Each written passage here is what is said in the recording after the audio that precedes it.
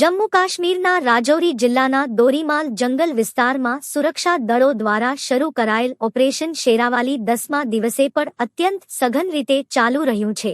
મળતી માહિતી મુજબ આ વિસ્તારમાં આતંકવાદીઓ છુપાયા હોવાની આશંકા વચ્ચે ભારતીય સેના અને સ્થાનિક પોલીસ દ્વારા સંયુક્ત રીતે સમગ્ર જંગલને ઘેરી લેવામાં આવ્યું છે.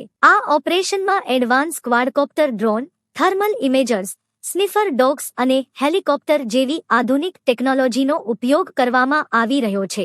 ગાઢ જંગલોમાં આતંકીઓ પર સતત ફાયરિંગ એસોલ્ટ કરીને તેમને આત્મસમર્પણ કરવા અથવા તો ઠાર કરવા માટે સેના અત્યંત આક્રમક રીતે ઓપરેશન ચલાવી રહી છે. પહાડી અને ગીચ જંગલ વિસ્તાર હોવા છતાં જવાનો ખૂબ જ સાવચેતીપૂર્વક અને આક્રમક રીતે આગળ વધી રહ્યા છે, જેથી કોઈપણ શંકાસ્પદ ગતિવિધિ પર નજર રાખી શકાય. સુરક્ષા દળો કોઈપણ ભોગે આ વિસ્તારને આતંકમુક્ત કરવા માટે કટિબદ્ધ છે.